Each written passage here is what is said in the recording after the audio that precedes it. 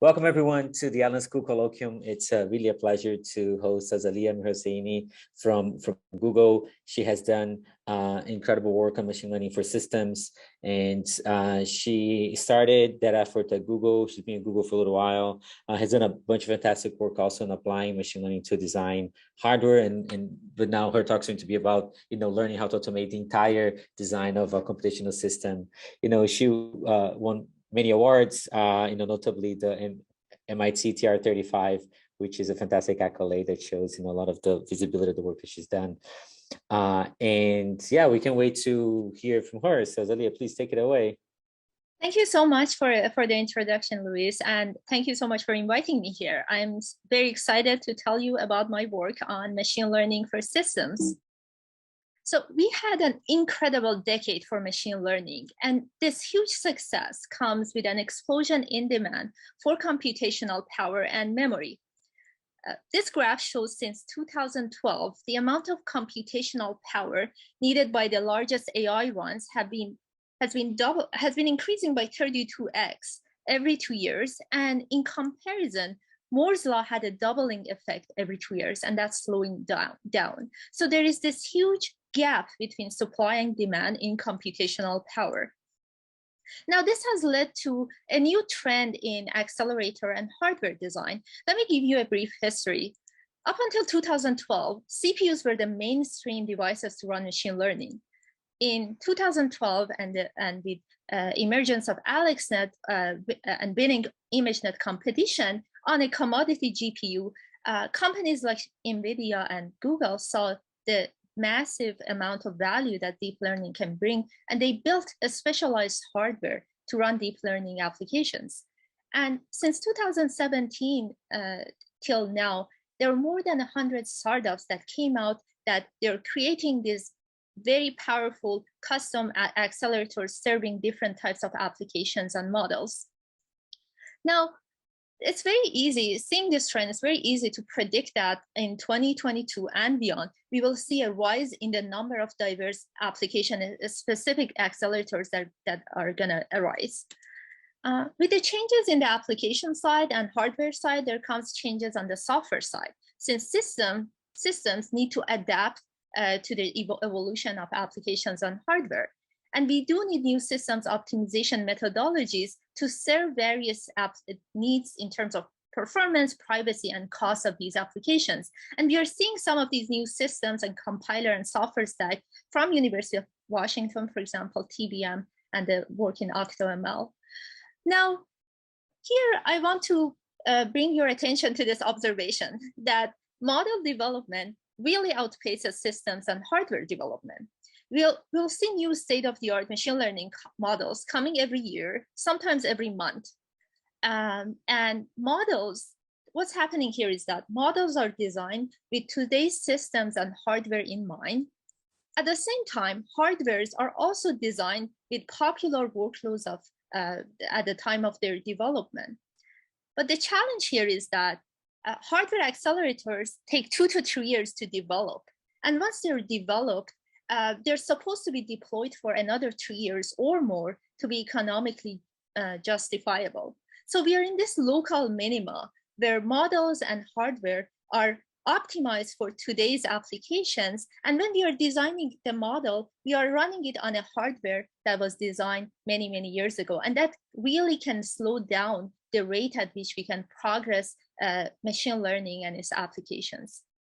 Now, this brings to my vision for my research, and that is to close the loop. I'm very interested in optimizing and accelerating systems and hardware design. And my hope is that throughout this talk, I can walk you through some of the research work that I've done in this domain and motivate how machine learning and learned automation on its own is our way to achieve this vision. And this automation and optimization not only brings more energy efficiency, timing efficiency, and in general, productionizability of these models, but also allows us to accelerate evolution of machine learning because they can take advantage of more powerful and adaptive computing. Now, To give a brief background about myself, my PhD work has been focused on traditional machine learning and reinforcement learning approaches to co-design of data, algorithm, hardware, and software. And when I joined Google Brain, I saw this huge opportunity for deep learning. And that's what Google Brain, that was the center of deep learning evolution at Google is done in Google Brain team. And I saw this huge opportunity for deep learning to really transform the way we design and optimize systems, just like it has done so for fields such as computer vision and NLP. So I co-founded the ML for System team with my colleagues, Jeff Dean and Anna Goldie. And throughout these years, I right now co-lead a team of more than 20 members across 3 different organizations at Google's. And I've done a large number of work across the computing stack, from model architecture design for efficiency and co-design of model and software, all the way to compiler optimizations, hardware, software co-design, and accelerator design and optimization. Now I've picked one project from each of these domains that I'm going to talk about in this work. And before that, I give you a brief summary of each of the projects. So my work on sparsely gated mixture of experts proposes a new way of developing neural network architectures, a dynamic neural network architectures that leverages block sparsity of the hardware in order to train efficient large models. And in this work, we were able to train large 100 billion parameter language models, which at the time were 10x more in size than the previous models that existed. And right now, this architecture is the main building block of Google's state-of-the-art trillion parameter language model. I'm also going to talk about our work on device placement optimization, which pioneered deep policy optimization for compilers. And right now, these models is used in production of certain chips as a compiler stack of certain chips at Google, serving inference costs for production models. I'm also going to talk about our recent work on hardware software co-design for custom accelerators, in which we show that how by bringing automation and learned optimization over a massive space of hardware, data path, compiler, and scheduler optimizations, we can bring massive efficiencies in key performance metrics to the hardware. For example, we got more than 6x improvement for certain applications and workload in key optimization metrics. And to give you a reference, a 2x improvement in this per TDP metric is considered a huge success between 2 generations of accelerators.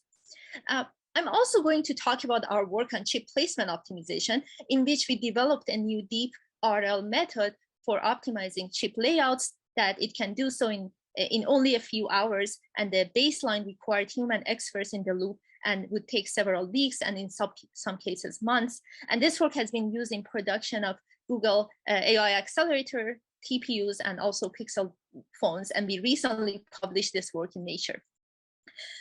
Now, just before I start, because in the interest of time and because I spend different amount of time on different projects, I'm going to have a reverse order in talking about these projects. So let's start with the chip placement problem.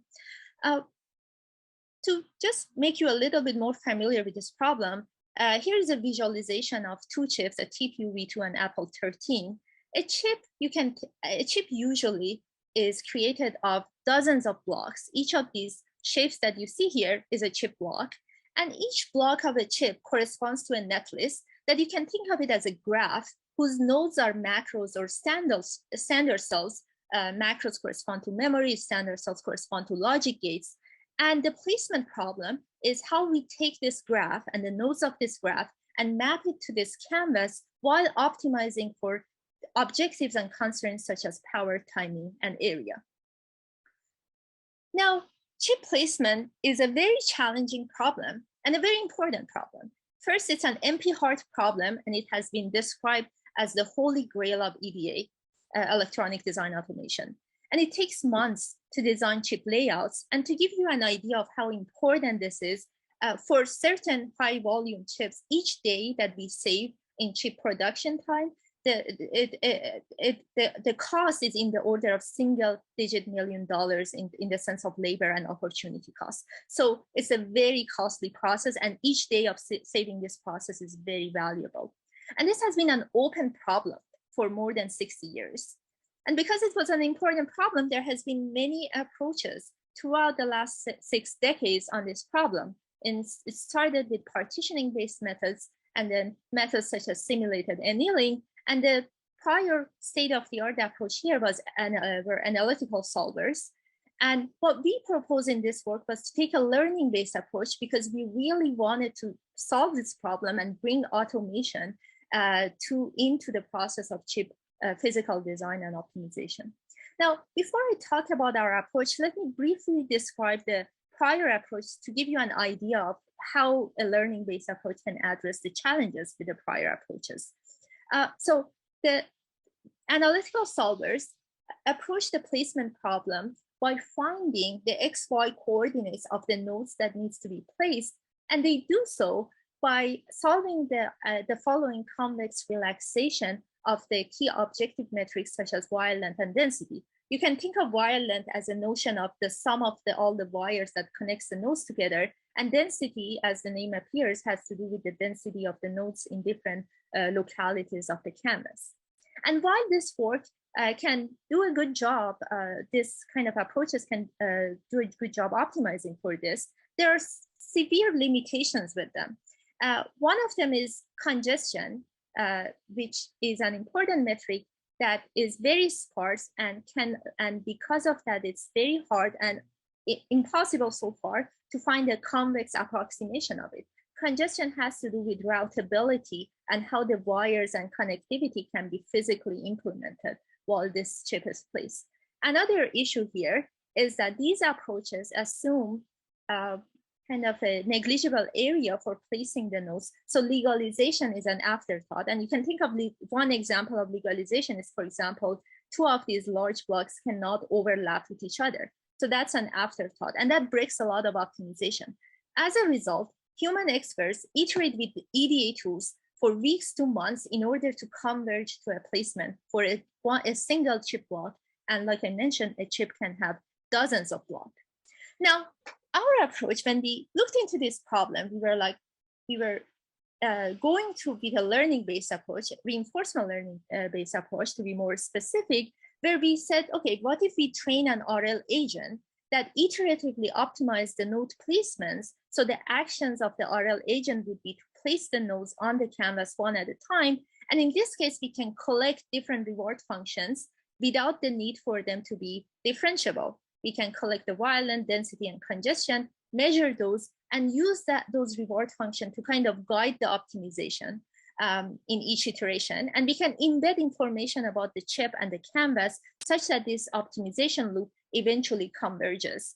You can think of this optimization as optimizing the distribution of the decisions, which are the placement decisions, given the state of the chip and the canvas. And we could use, in this case, we use proximal policy optimization as our approach to optimize the nodes of the parameters that model our RL agent.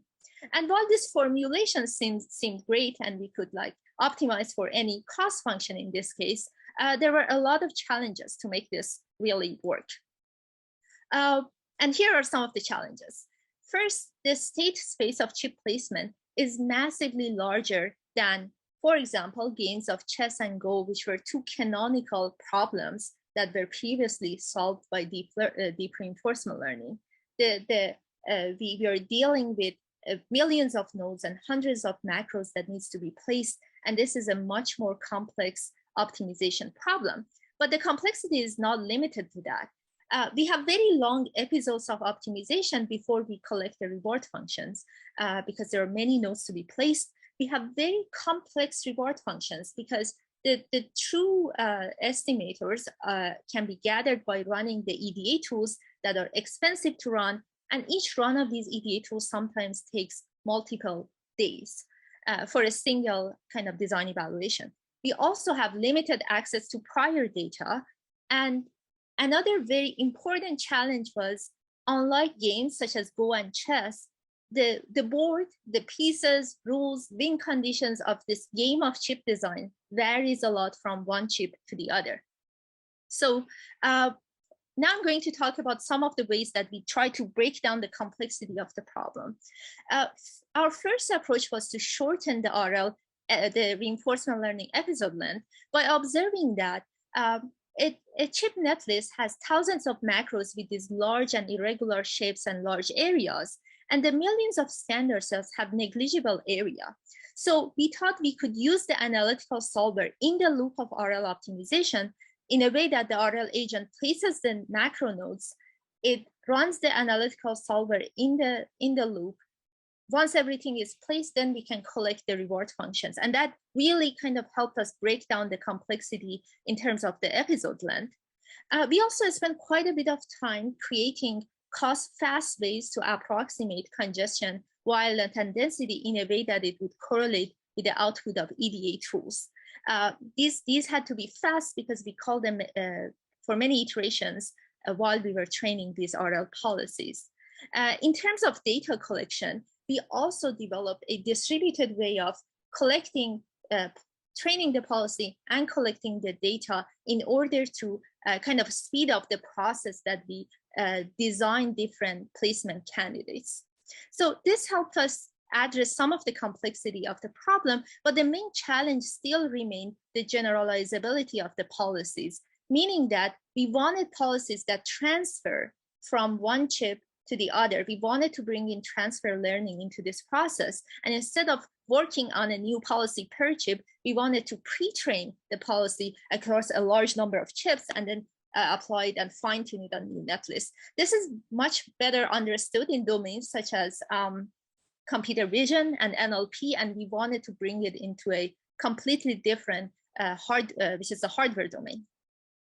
Now, in order to address this problem, we came up with new neural architectures that allow transfer learning. And before I walk you through how we developed this architecture, I want to give you an overview of how this placement policy optimization works. So the policy has an encoder, which really is the main component that embeds information about the chips. For example, we can embed pass-in features about the nodes, about the adjacency of the nodes, the connectivity of them. And once this embedding is done, we have a decoder side which takes those vectorized embedding and representation and maps those to placement decisions. Another important component is a mask that gets updated as we are doing this placement task, and that integrates the constraints and legalization kind of considerations that we have to take into account. So by design, our placements are legal in this setup. And also we have a value net that keeps a score of an estimate of the reward function as we are placing the chip components. Now, how we came up with this architecture is what I'm going to tell you about next. So this is basically explaining our key insight in designing neural net architecture that generalize from chip to chip. And our key observation was that our vanilla RL policies, when we started trying simple architectures such as feed-forward or like simple graph neural network, we weren't really getting any performance in transfer learning because our value net, part of our policy, which was responsible to estimate the quality of a chip, was unable to do so if the placements were coming from a different kind of RL policy or a different generated placement, not by the current policy that was being optimized. So we said, what if we first solve this simpler problem that was finding neural network architectures that embed the chip information in a way that we can predict the reward function? That's a very simpler problem than placing the components for a given new netlist, right?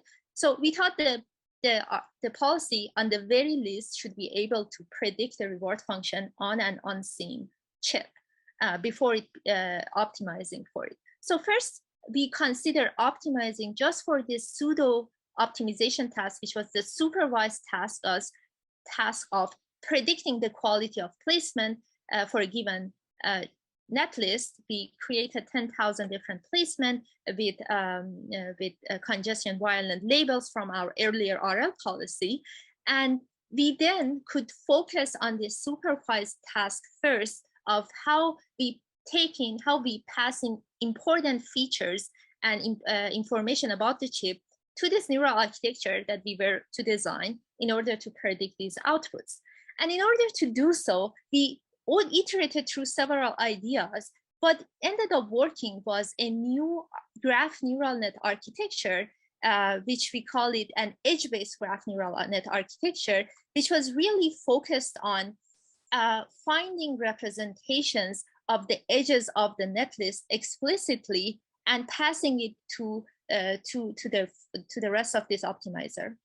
Our intuition for that is edge representation were really what's driving these metrics such as violence and congestion. So by explicitly optimizing for those and learning those with this new graph architecture, we could develop graph an embedding and an architecture that could eventually enable predicting the reward function on validation and test data sets. Once we had this architecture, we took that and used it on the encoder side of our policy, because this architecture were now generalizable and our value net would generalize to unseen chips. And that really enabled us to then train policies that could generalize, that I'm going to show you some of the results on generalization soon. But before that, if you're interested in what kind of optimization we are doing here, we are basically optimizing parameters theta, parameters that model this policy, with the goal of maximizing an expected reward function for the distribution of the placement decisions done by this policy. So at the end of the day, the policy converges to decisions that optimizes the reward function, and the reward function in this case is an average of violence, congestion, and density. Now, here is an blurred version, and I apologize for that due to IP confidentiality. Here's a blurred version of a TPU chip placed by a human expert, like physical design experts, and our approach. The white area are the macros, and the green area is composed of standard cells. And as you can see here, our approach creates a much more organic way of placing the nodes compared to the physical design experts, and generates maybe slightly even more optimized quality of results in the placement. But importantly, we can achieve this in this case in 24 hours, whereas the baseline took 6 to 8 weeks to optimize. So this automation really was something that was the main value that we're providing here. Can I ask a quick question, Azalea? This is really fantastic. You've seen it's even blurred, that gives you an idea what happened there. So did you compromise on anything here? Like, for example, is the chances of, if you've done this over multiple circuits, is there a lower chance that all of them are going to work? Are you compromising buildability or reliability in any way? I think I think the answer is no. I think we are bringing, actually we are bringing those design constraints into the loop of optimization. So we are having the constraints in the optimization, but we are not following to the several rule of thumb and conventional wisdom assumptions that the physical design experts had. And that really led us to better results in many cases. And this was actually the hardest part, to convince physical designers to actually take our placements, because they just didn't feel comfortable with the way the things looked. But eventually, by passing in all the way to the end, to the routing and getting the end results, they were convinced that they should give it a chance. And right now, these results came back manufactured and they're still working. So great, good to hear. Thank you. So basically, I briefly describe this slide. The physical designer, our alignment of these node placements, or putting certain macro hierarchies close to each other, the rules of thumb that they would really strictly follow, and our placements show that we can not necessarily follow them, just optimize for the constraints and the objectives, and still get better superhuman results on these placements. And that's like a very interesting insight for the physical design experts. Here is a table that shows how we compare on the end results in timing, area, power, and violence and congestion compared to the state-of-the-art published results, which was replaced in this case. I feel like there's a little shift in this slide, but and the circuit training, which is the name of our method. So the truest state of the art before our approach was the manual one, where the human experts would iterate with the human expert with the EDA tools. And here I can go through all the data here, but I want to show you that in modern design, metrics such as congestion become extremely important. And by not considering that, these designs, like if you have more than 1%, for example, horizontal congestion, this placement becomes unusable. Like there's no further iterations will be done on that. And our design will generate comparable and in many cases better results than the human expert. And it can do so in only a few hours. And that's really the power here, whereas the baseline can take several weeks. So by doing so, we are basically saving weeks of end-to-end chip design cycle and saving thousands of engineering hours across every new chip that is being designed. Now, a question here that I alluded to in the beginning is the learning-based approaches can basically gain experience. Yeah, like human experts, as they solve more problems, they can gain experience. And here's what we were interested to see. This GIF is showing that if we train a policy from scratch for a new unseen chip, it takes the policy a large number of iteration and trials in order to optimize the placement because it starts randomly.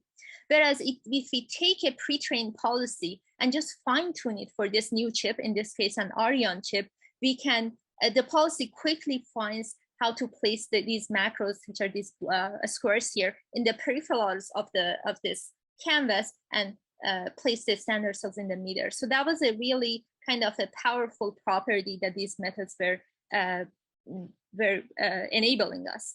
Another data point here is that as we train these policies on larger and larger data set, and in this case, we are training it on a 20 chip, on 20 chip blocks and comparing it if we train on 5 or 2 blocks, the policy becomes better at optimizing the placement for unseen chips. Here, for example, Zero Shot shows the placement results as we take this pre-trained policy and apply it as inference on this new chip, and you can see the lower cost by the larger data. So our hope is that by increasing because this policy can be trained on any chip that we have, like more than any single human expert can ever work on. So by enabling the policy to see more and more designs, we can kind of empower the policy to be better and faster at solving new tasks. So that's really shows the power of generalization and transfer learning.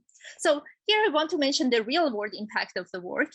So to our knowledge, this is the first deep RL method that used in a large scale systems and hardware production setting. We have so far productioned in 2 generations of Google TPUs and Pixel phones, saving several weeks of chip design cycle. And it's projected to save thousands of engineering hours on new chips, and we have multiple new customers at the moment. We have open sourced this work, and we were very excited to see a lot of excitement from the media, from the industry around this work. And as of a few months ago, we see companies such as NVIDIA, Samsung, and Synopsys having these news articles about bringing in reinforcement learning into their optimization tools, which is very challenging and it makes which is very exciting and it makes a lot of sense. So what we did here was to close this loop a little bit, right? So because a placement was part of the overall design flow, and circuit training, our framework is really speeding up the way that we are doing the placement task and speeding up accelerator and design. And it's the core optimization for circuit training is also a machine learning and deep learning technique. But there's a whole lot left to do here. To give you a better picture, placement is one part of the optimization technique, and we have on the hardware design, And there are a number of other stages if we go from hardware, software, all the way to the routing and until we can manufacture the chip. And as a next project, I'm going to talk about our recent work on hardware, software co-design and tell you about how we can really bring in learned automation to this step to increase the efficiency. Now, it turns out that before I start, I want to say that hardware software co-design has an outsized impact on the end accelerator's performance. The work on placement is really more about accelerating the design cycle. And here we are mainly targeting bringing in efficiency. And by if we could have ways to customize the hardware and or software to the application, we can increase the performance and get more efficiency. And also this may lead to faster evolution of learning and algorithmic development on the application side as well. And here is an example of the rate of development on computer vision models for ImageNet throughout the years and the rate of development on TPUs. And what's happening here is that I want to specifically bring your attention to EfficientNets, which were the state-of-the-art computer vision models that they came out in 2019. But it turns out that despite their name and despite getting state-of-the-art results, they are very inefficient when we run them on TPU chips. And the reason for that is TPU v3 chips were not designed to run EfficientNet well. So what happened was that only 5% of the flops that corresponded to a certain operation in this neural network was contributing to 65% of end-to-end runtime. And this shows why it's happening because of the very low compute utilization that was happening on this model.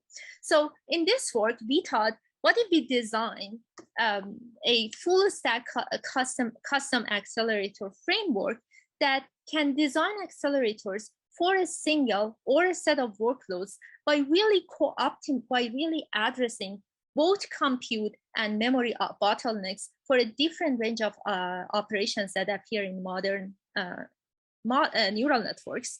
So we developed this large framework that searches over a space of 10 to the power 2300 different optimizations of datapath, scheduler, and compiler. So by passing in one or a set of neural network to this model, we do search over this large space and then the output and accelerator design. And we can turn off some of these optimizations. For example, if the datapath is fixed, if the hardware is fixed, we can only focus on compiler and scheduler optimizations.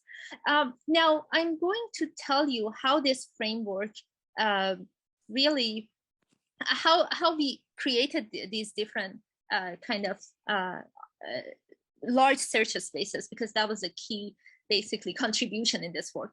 On the datapath side and the architecture side, we created a superset template of different ways of describing scalar, vector, and matrix optimization with a flexible memory hierarchy. So we could search over different types of processing elements, systolic arrays, different hierarchy of memory, and with different technologies for them.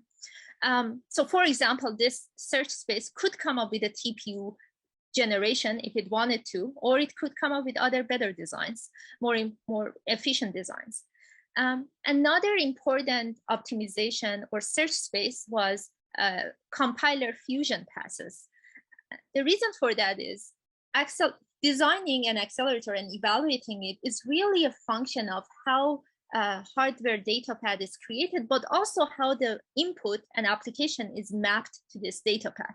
So unless we do an optimized job in that, we cannot evaluate the datapath itself. So as part of this inner loop optimization of fusion, we designed an end-to-end fusion technique to address the memory bottlenecks that come up with these new models. So we extended the traditional fusion kind of approach where it locally fuses a bunch of ops together by looking into the end-to-end model and looking into interlayer optimizations that we can do. We can fuse these ops to reduce the DRAM accesses. And for those of you who are not familiar with fusion, basically it's the idea of grouping certain ops together. And by doing so, we can keep in the intermediate results that are that these ops generate and on the SRAM and avoid having slow DRAM accesses. So basically, in this case, for example, interlayer activations or certain weight matrices can stay on chip SRAM. Now, having these optimizations and doing this very large scale search space allowed us to get very good results on end-to-end results for a range of models, from EfficientNet to ResNet to different image detection models and NLP models such as BERT. And it turns out that each of these optimizations, the data path, scheduling, and fusion, are important for us to achieve these end results, even though they contribute in different amounts to different benchmarks. For example, in this case, for example, for BERT 128, the compiler is already very optimized and the data path for BERT, because that's what the hardware was designed for. Whereas for some other models, this efficiency improvements is different. Now, in this case, we got on EfficientNet family of models. Again, these are important vision models that appear in very a large range of products. We got something between 3 to 6x improvement in per thermal design power, which is the key metric for designing accelerators. And for reference, a 2x increase in this metric in 2 generations of accelerators is a huge success. And that's a lot of times is heavily also the contribution of technology node size shrinkage to that is also something that we did not consider in this case. And it was just based on design space explorations. And on models beyond EfficientNet, for example, on BERT, on the large BERT size, which is the core building block of large language models, we also get significant improvements on this. So is this, and I'm assuming that all of these explorations, all the data points were ISO accuracy, you did not change any property of the models? We did not change any accuracy. So that would be a follow-up work to this. If we could, because for example, here, we saw how certain ops could be re-implemented to improve the design, and that for that, we need to bring in the accuracy perspective as well. But here- Can you give us a sense of the amount of computation involved in doing one round of these? So we did this with a Bayesian optimizer, actually. So we developed a simulator based on the TF-Sim, which is a TPU sim. So it was very fast, I would say. I see. It was a reasonable amount of computation, wasn't? I see. Okay, cool. That's the surprising part, because when you said like to do the full loop of so wait, so the simulator also simulated the effect of the compiler decisions and the fusion tensor padding. Oh, you simulated all of that. Oh, I see. It's kind of interesting, because you probably did this based on like a subset of the operations in the model, not for, so it was not end-to-end model evaluation for each data part. So we looked into all the models. So we had to implement, for example, new, like that depthwise separable convolution, new ops that are coming, we had to implement them. So we looked into end-to-end, including like softmax, like ReLU, other nonlinear. For the entire model, for every data point, you actually did the full end-to-end. Wow, I'm surprised that it was that the amount of computation wasn't something that only Google could afford, but that's good to hear. So yeah, I think this is, and we would love to open source this if possible. That's fantastic. Thank you. So and so far, and the results I've shown so far, it was if we optimize this co-design space for specific target models, but we can also optimize for a set of models. In this case, an EfficientNet, ResNet, image detection models, and BERT large models. So these are the important NLP and vision data center size models. And when we did this, we got a 2.4x geometric mean improvement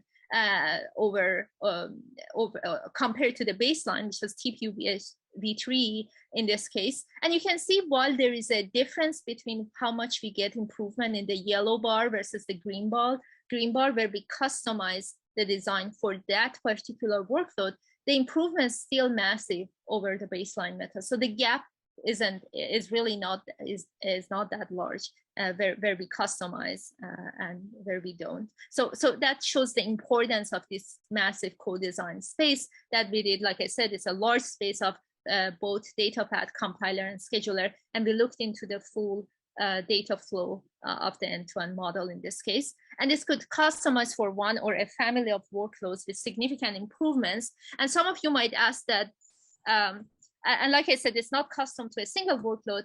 But even for that, we have done return on investment analysis that shows that custom accelerators with the type of performance gains that we get can be ROI positive for moderate sized deployments in the order of a few thousands. So it does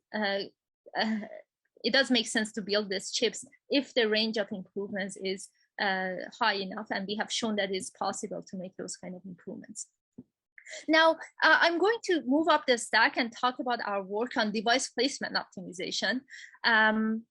Basically, device placement is the problem of mapping the computational programs onto the hardware platform.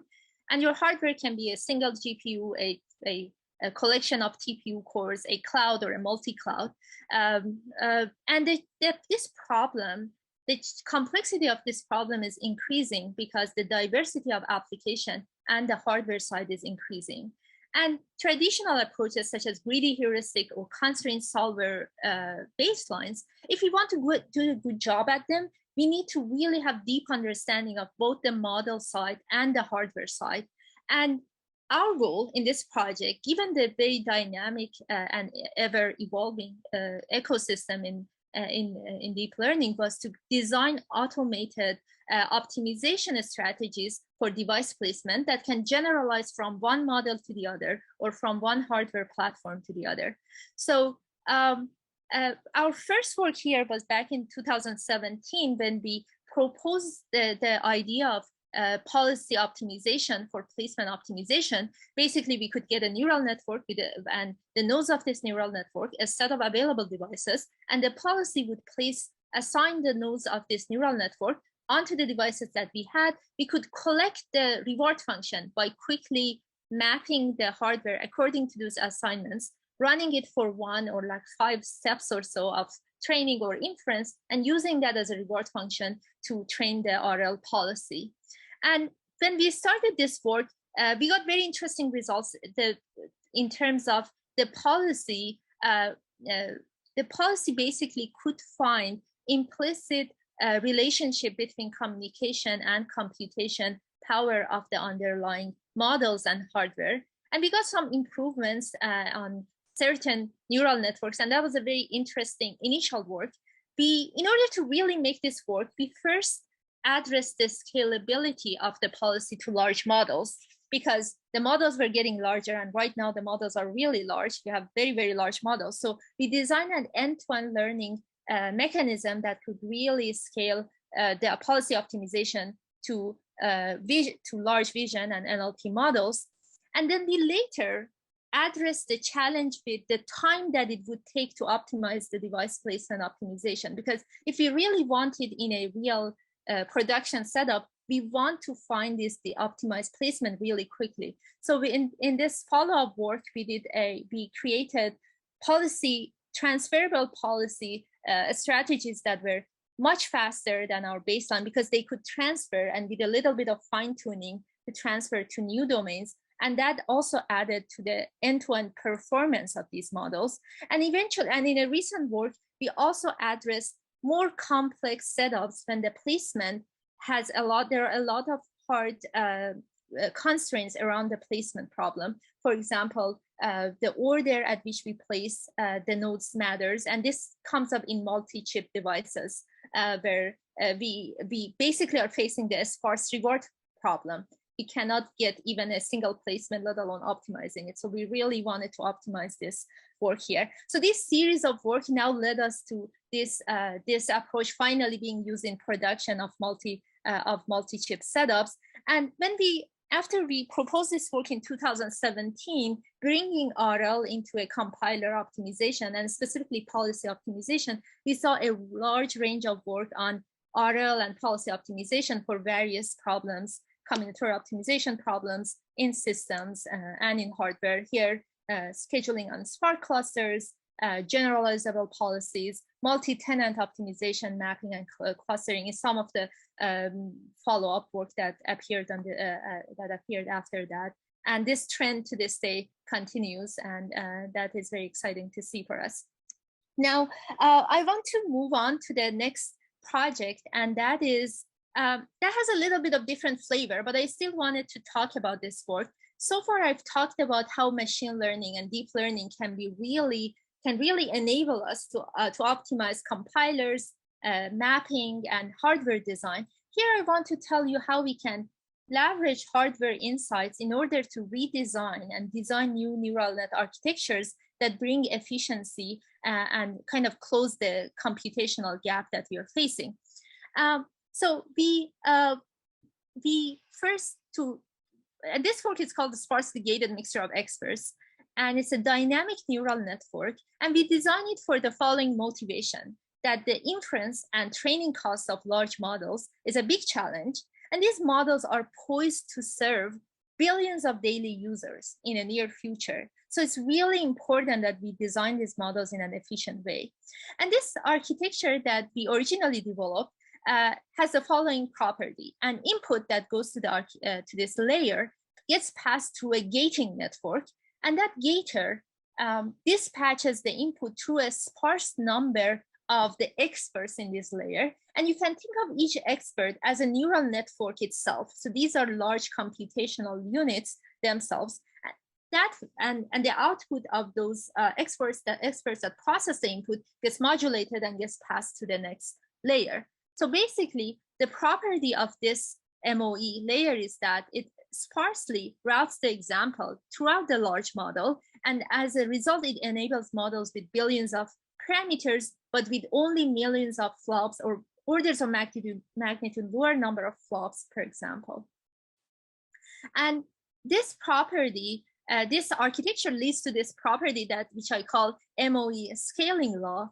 And that shows that as we increase the number of parameters, we can scale the number of parameters in the model. And as a result, we can improve the accuracy of the model while keeping the inference cost and even the training iteration cost low, because we can keep the inference cost limited to the sparse number of submodules that the input gets processed by. Our first work on this was in 2017, and we created the first like $100 billion parameter state-of-the-art language model.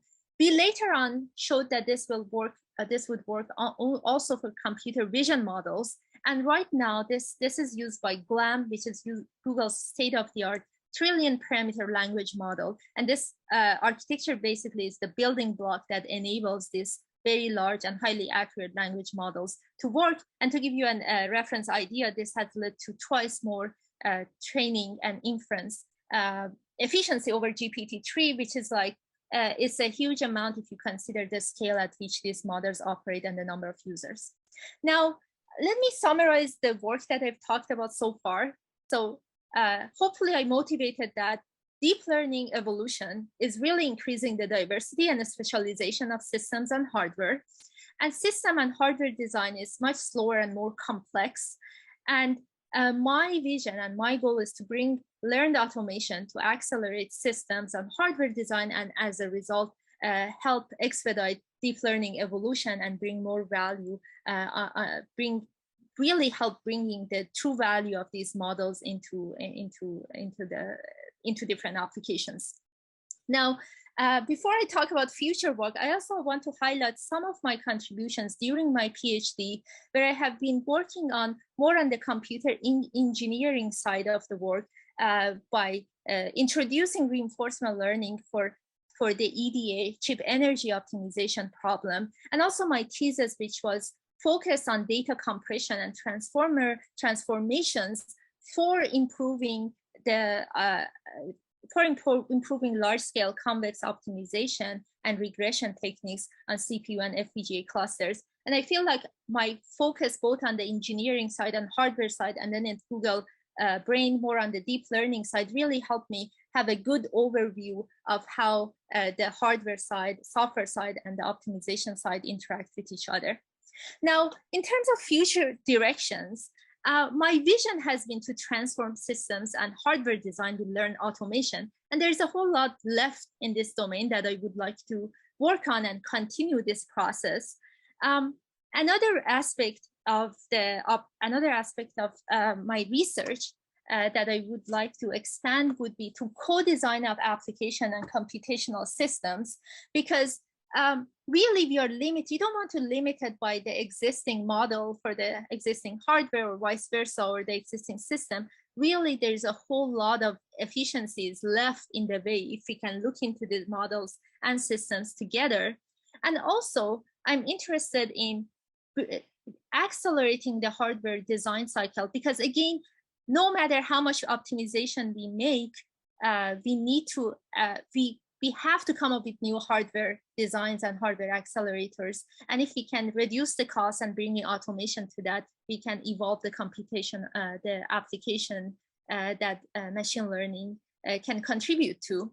On the machine learning side, I'm interested to answer some fundamental question around generalizability of combinatorial optimization and decision-making tasks that appears across systems and hardware. A lot of times, these problems are hard to evaluate. We want to make these methods sample efficient and more adaptive, such that we do not solve repeated problems on compilers, on model optimization, and various hardware optimizations again and again as the application's hardware and software changes. And lastly, I want to mention that while a lot of the work that I have described was on deep learning applications, my work is not really limited to deep learning, and my vision is to bring learned and modular automation and kind of speed up the process that we go from algorithm all the way to the hardware. And the algorithm is not limited to deep learning, and also the hardware and software stack are not limited to deep learning application. And really, my hope is that by forming collaboration, I can expand the scope of my work and tap onto other application, hardware and software domains. With that, I can conclude my talk. Thank you so much, everyone, for listening, and happy to take any questions if you have any. Cool. Thank you. That was awesome. Okay, questions, everyone. I asked a few already, so I want to be sure that folks got a question. Do you see, a path to going, say, straight from really training data to a full design, hardware software design, right? So because I guess that's probably where you're getting at with including network architecture search as part of the picture. But I do wonder whether, if even starting with like how you even would do data collection in the first place, to build a training set, to then build a design for those models, like really close the loop. So I think data collection is an important part that I haven't looked into right now. But interestingly, my PhD work was on how we can collect data, how, given a large data set, how we can use data sketching and dictionary learning methods to collect the right data and kind of do optimization on that domain as well. But also data management part and data, like there are other ways that if we tap into the data domain that would bring, and I would love to look into them as well in this optimization, because that's like basically is even more end-to-end approach. Cool, that's great, thank you. I can go next. This is all really exciting. So I think kind of makes you wonder, like the domains you kind of laid out for kind of automatic optimization, they're also different, like, and cover almost all of the computing stack. I was kind of wondering, like, if you have some insight around like what would be common, like across them. Like, so, is it a matter of tackling you one at a time? I don't know what you learn. So take, for example, like what you learn from hardware design, like how does it carry over to edge or multi-cloud, with kind of understand networks a little bit. So that's why I bring up that as an example, not to say some other domain, but they're also different at first blush. So I'm kind of curious if you have some insights on whether what would be common, what would be needed per domain. Yeah, definitely. So there are commonalities in a lot of these problems. We are dealing with an input graph, an input data structure that often looks like a graph, whether it's a computational graph or a graph that describes a chip. And then we are dealing with some sort of resource allocation and a scheduling optimization, given the constraints for that particular problem. So if I want to look into an abstract way, compiler optimization, scheduling, or chip placement, or hardware software co-design, or mapping onto cloud setups or edge clouds, like we have this resource allocation scheduling problem with different constraints. So that's the underlying commonality. But at the same time, for deep learning and deep RL to really show its benefit, it's very important that we feeding the right information and we embed those domains well for these policies to kind of learn and optimize on those domains. So that's the part that customization coming from one problem domain to the other. But the overall framework, I feel like it's a very good opportunity to kind of do research on, because there is a lot of commonality and same patterns that appear across the computing stack. At the same time, you can leverage techniques that you learn from one project to the other. For example, bringing in a constraint solver in the loop of RL optimization in one of our device placement, we use some similar technique on the device and the chip placement side. Or the idea of learning representations of your new graph structure that you're dealing with by kind of grounding it into a pseudo supervised task that you solve it. Like those techniques can be applied from one domain to the other to help speed up the way we design and optimize policies for those new problem domains. So I feel like that's similar. And like I mentioned, I also am interested in more pre-training and sample efficient learning techniques so we can adapt faster from one domain to the other. And that that's like a very important and underexplored research direction, especially in systems and hardware. That I think is very powerful. Really cool question. Yeah. So, all right. So let me ask a great question about what is the role of human designers in this auto design pipeline?